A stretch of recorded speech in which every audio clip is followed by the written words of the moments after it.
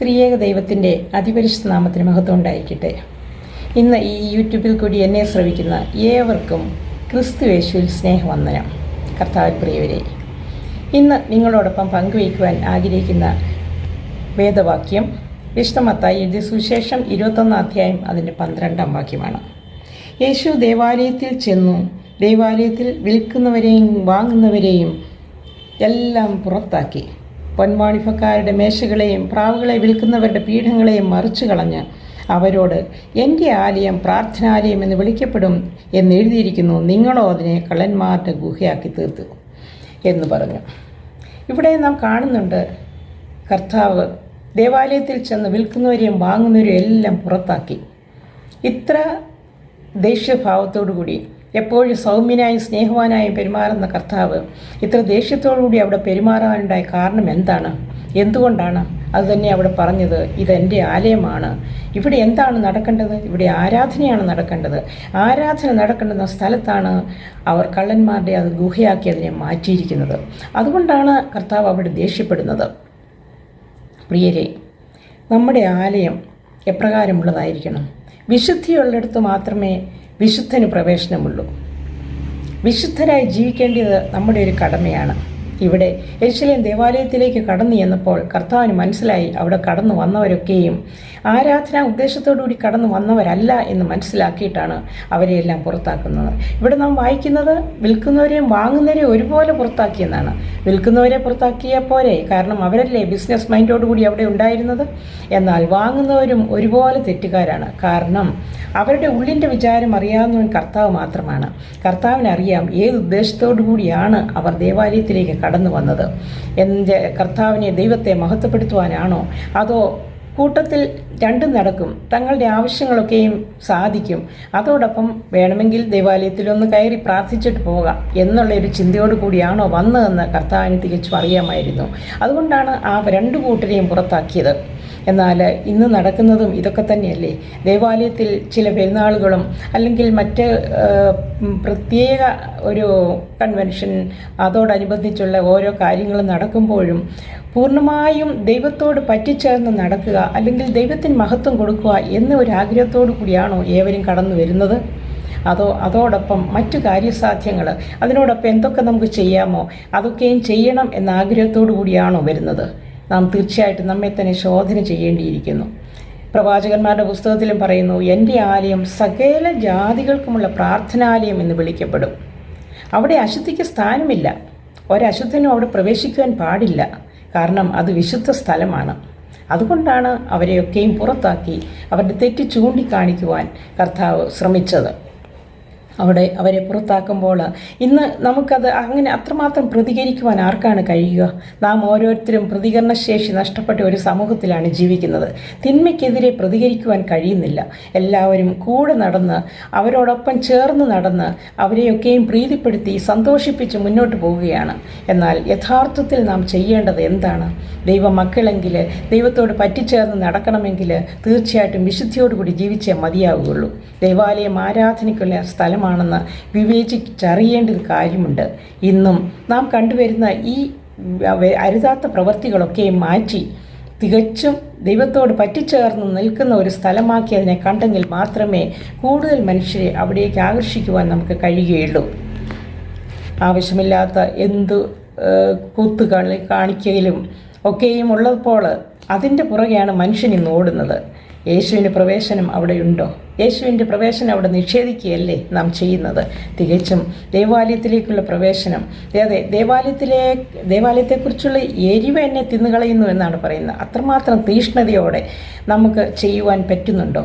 നാം ഒരു ചടങ്ങ് പോലെ എന്നും ആരാധനയ്ക്ക് പോകുന്നു, എന്നും സഭായോഗങ്ങൾക്ക് പോകുന്നു എന്നൊക്കെ അഭിമാനിക്കുന്നതല്ലാതെ ശരിക്കും ആത്മാർത്ഥതയോടും നിഷ്കളങ്ക മനസ്സോടും കൂടിയാണോ ദേവാലയത്തിൽ ചെന്ന് ദൈവ തിരുബലിയിലൊക്കെയും നമ്മൾ സംബന്ധിക്കുന്നത്? അവിടെ പറയുന്നുണ്ട് ലാസ്റ്റിൽ ദൈവം, അതെ, കർത്താവിൻ്റെ സ്ഥാനത്ത് നിന്നുകൊണ്ട് അവിടെ സമാധാനം എല്ലാവർക്കും പറഞ്ഞു കൊടുക്കുമ്പോൾ, സമാധാനത്തോടെ നിങ്ങൾ മടങ്ങിപ്പോകുവാനൊക്കെയും പറയുമ്പോൾ എല്ലാവരും ആ സമാധാനം കൈവരിച്ച് അല്ലെങ്കിൽ സമാധാനം എടുത്തിട്ട് നേരെ പോകുന്ന എങ്ങോട്ടാണ്? മറ്റു മോളുകളിലോ അല്ലെങ്കിൽ റെസ്റ്റോറൻറ്റിലോ അവിടെയൊക്കെയും പോയി ആ സമാധാനം അവിടെ അങ്ങ് കൊടുക്കും. അതിനുശേഷമാണ് ഭവനത്തിലേക്ക് കടന്നു വരുന്നത്. ഭവനത്തിൽ വരുമ്പോഴത്തേന് വീണ്ടും പഴയതുപോലെയുള്ള പ്രവൃത്തികൾ ആരംഭിക്കും. ചെറിയ ചെറിയ കാര്യങ്ങൾ പറഞ്ഞ് അങ്ങോട്ടും ഇങ്ങോട്ടും കുറ്റം പറഞ്ഞ് വീണ്ടും അവിടെ പ്രശ്നങ്ങൾ സൃഷ്ടിക്കുകയല്ലേ ചെയ്യുന്നത്. എവിടെ പോയി നമുക്ക് കിട്ടിയ സമാധാനം? എവിടുന്ന് നമുക്ക് സമാധാനം ലഭിക്കും? അപ്പോൾ ദൈവാലയത്തിൽ പോയതുകൊണ്ടോ അവിടുന്ന് സമാധാനം കൈവരിച്ചതുകൊണ്ടോ സാധിക്കുന്നുണ്ടോ? ഇവിടെ ദൈവാലയത്തിൽ അവരെയൊക്കെയും പുറത്താക്കി കഴിഞ്ഞ ശേഷം എന്താണ് സംഭവിക്കുന്നത്? അവിടേക്ക് മറ്റു രോഗികൾ, മുടന്തര്, കുരുടര് ആൾക്കാരൊക്കെയും ചെല്ലുകയാണ്. കാരണം അവർക്കറിയാം കർത്താവ് അവിടെ ഉണ്ടെന്ന്. അപ്പോൾ കർത്താവിനെ തേടി അവിടേക്ക് ആൾക്കാർ ചെല്ലുകയാണ്. അവർക്ക് അവിടെ രോഗസൗഖ്യം ലഭിക്കുന്നു. അവരെ ആരെയും പുറത്താക്കിയില്ല, അവരാരെയും പറഞ്ഞു വിട്ടില്ല. അപ്പോൾ ആന്തരികവും ഭൗതികമായ ആ സൗഖ്യത്തിന് അവർക്കതിന് അർഹതപ്പെട്ടു.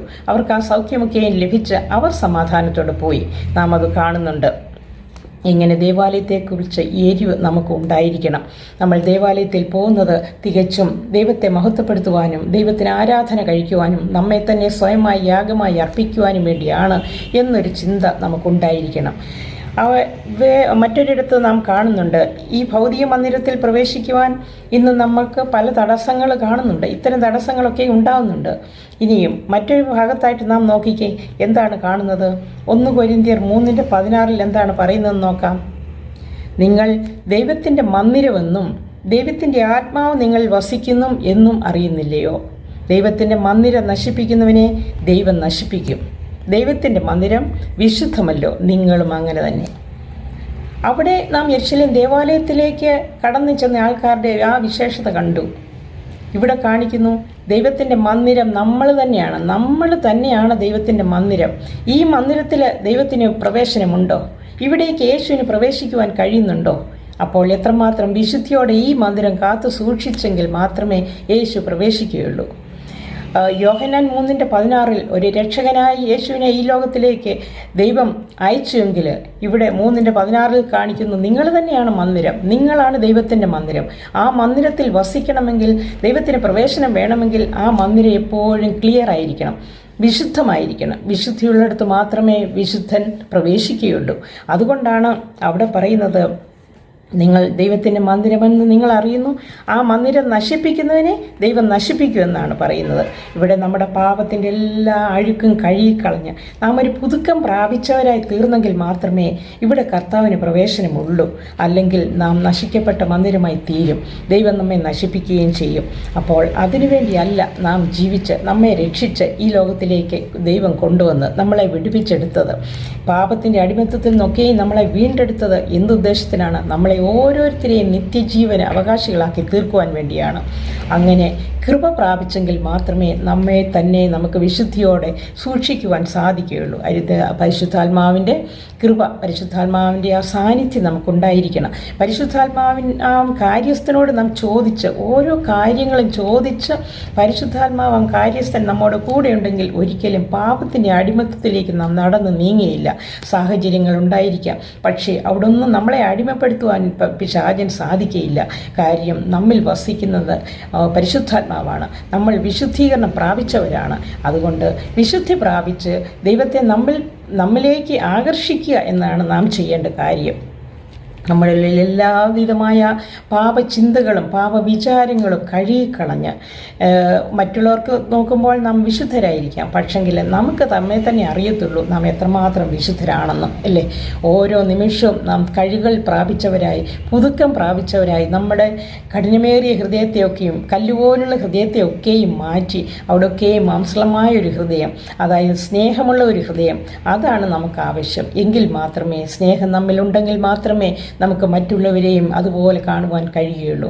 നാം വിശുദ്ധിയോടെ ജീവിച്ചെങ്കിൽ മാത്രമേ കർത്താവിന് നമ്മിൽ പ്രവേശനമുള്ളൂ.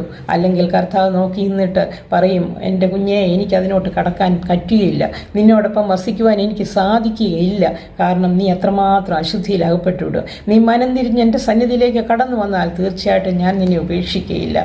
ആ ശബ്ദം കേൾക്കണമെങ്കിൽ ഒരു പരിശുദ്ധാത്മാവിൻ്റെ കൃപകളെ നാം പ്രാപിച്ചെങ്കിലേ മാത്രമേ സാധിക്കുകയുള്ളൂ.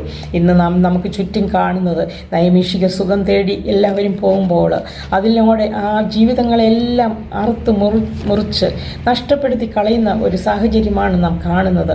അതൊക്കെ കാണുമ്പോൾ നമ്മുടെ ഹൃദയം നൊന്തു പോകുന്നുണ്ട്. എന്നാൽ അതിനുവേണ്ടി നാം പ്രാർത്ഥിക്കാൻ കടമപ്പെട്ടവരാണ്. ജീവിതത്തിൽ തെറ്റായ സാഹചര്യങ്ങളിലേക്ക് കടന്നു പോകുന്നവരെ മടക്കി കൊണ്ടുവരുവാൻ നമുക്കും ഒരു പങ്കുണ്ട്. അതിനുവേണ്ടി നാം കണ്ണുനീരോടെ ദൈവസന്നിധിയിൽ പ്രാർത്ഥിക്കണം. ഈ നൈമിഷിക സുഖം തേടിയുള്ള ഇന്നത്തെ യാത്രയൊക്കെയും അവസാനിപ്പിച്ച് ദൈവസന്നിധിയിൽ നിർമ്മല ഹൃദയമുള്ളവരായി നിർമ്മല മനസ്സാക്ഷിയുള്ളവരായി ജീവിക്കുവാൻ വേണ്ടി ഏവരും വെമ്പൽ കൊള്ളണം. അതാണ് ആവശ്യം. അവിടെ മാത്രമേ കർത്താവ് പ്രവേശിക്കുകയുള്ളൂ.